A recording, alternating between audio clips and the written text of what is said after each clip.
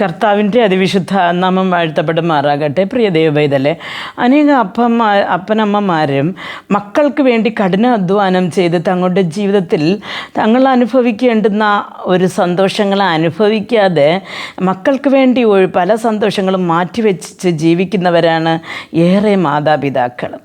പക്ഷേ ഇവിടെ സദൃശവാക്യങ്ങളുടെ പുസ്തകം 10-ാമത്തെ അധ്യായം 1-ാമത്തെ വാക്യത്തിൽ കാണുന്നു, ജ്ഞാനമുള്ള മകൻ അപ്പനെ സന്തോഷിപ്പിക്കുന്നു, ഭോഷനായ മകൻ അമ്മയ്ക്ക് വ്യസനഗേതു ആകുന്നു എന്ന് പറയുന്നു.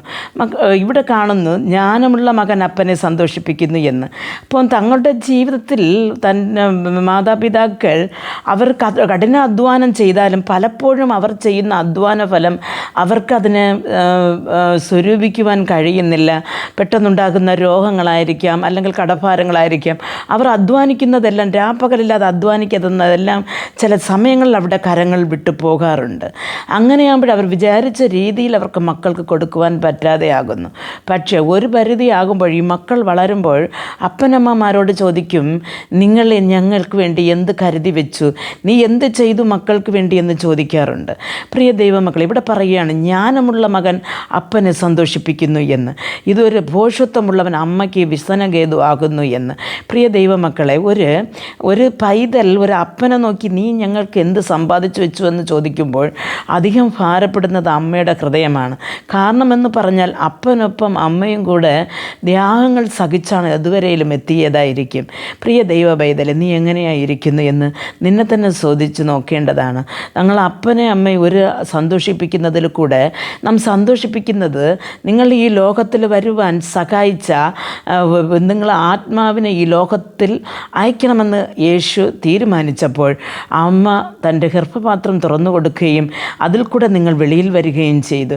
പക്ഷേ അങ്ങനെ ഒരു ദൈവത്തിൻ്റെ ഹിതം 10 മാസം നിങ്ങളെ ചുമന്നെടുത്ത് പ്രസവിക്കുമ്പോൾ ദൈവ കൽപ്പനയാണ് ആ അമ്മ നിറവേറ്റുന്നത്. ആ അമ്മയ്ക്കും അപ്പനും ദോഷകരമായ കാര്യങ്ങൾ നാം ചെയ്യുമ്പോൾ അതിൽ കൂടെ ദുഃഖിതനാകുന്നത് നമ്മുടെ ദൈവമാണ്.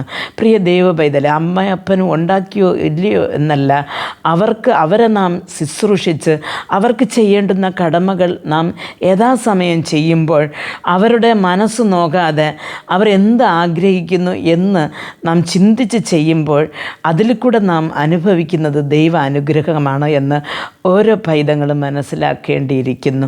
പ്രിയ ദൈവമക്കളെ, നാം തന്നെ നമ്മുടെ ജീവിതത്തെക്കുറിച്ച് ശോധന ചെയ്യേണ്ടതാണ്. നാം ഒരു ജ്ഞാനമുള്ള മകനായി അല്ലെങ്കിൽ ജ്ഞാനമുള്ള മകളായി നാം ജീവിക്കുന്നുവോ, അല്ല ഭോഷത്വമുള്ളവളായി അപ്പന് വിഷമവും അമ്മയ്ക്ക് വ്യസനഗേതുമായിട്ടുള്ള ഒരു ജീവിതം നാം ജീവിക്കുന്നുവോ എന്ന് നമ്മെ തന്നെ ഈ ദിവസങ്ങളിൽ നാം പരിശോധിച്ചറിയേണ്ട ഒരു കാലയളവിലാണ് നാം ഇരിക്കുന്നത്. പ്രിയ ദൈവമക്കളെ, അനുസരണം കെട്ട ഒരു തലമുറ ഈ ലോകത്ത് വളർന്നുകൊണ്ടിരിക്കുമ്പോൾ ദൈവത്തെ അറിയുന്ന നിങ്ങൾ അനുസരണത്തോടുകൂടി അമ്മയ്ക്കും അപ്പയ്ക്കും കീഴ്പ്പെട്ട് വളരുന്ന ഒരു ജീവിതം നിങ്ങൾ ജീവിക്കണം. കർത്താവ് നിങ്ങളെ അനുഗ്രഹിക്കും. പ്രാർത്ഥിക്കാം. ഞങ്ങൾ അതിവാത്സല്യമായി സ്നേഹിച്ച് വഴി നടത്തുന്ന ആ സ്വർഗസ്ഥ പിതാവേ, മെസ്സേജ് കേട്ടുകൊണ്ടിരുന്ന ഓരോ പൈതങ്ങളെ അപ്പൻ്റെ കരങ്ങൾ തരുന്നു. തലമുറകൾ വഷളത്വം വർദ്ധിപ്പിച്ച് കർത്താവ് നശിച്ചു കൊണ്ടിരിക്കുമ്പോൾ ദൈവമേ, ഈ പൈതങ്ങൾ കർത്താവ് നശിച്ചു പോകുവാൻ ഇടയാകരുത്. അപ്പനമ്മമാർക്ക് കീഴ്പ്പെട്ട് അവരെ സന്തോഷിപ്പിക്കുന്ന ഒരു നല്ലൊരു ജീവിതം ജീവിപ്പാൻ ജ്ഞാനമുള്ള ഒരു ഹൃദയം ഈ മക്കൾക്ക് നീ അങ്ങ് പ്രദാനം ചെയ്യണമെന്ന് പ്രാർത്ഥിക്കുന്നു.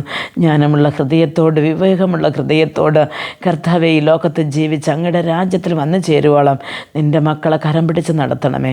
യേശു ക്രിസ്തുവിൻ്റെ നാമത്തിൽ പ്രാർത്ഥിക്കുമ്പോൾ പ്രാർത്ഥന കൃപയോട് കേട്ട് മറുപടി നൽകി തരണം നല്ല പിതാവേ. ആമേൻ.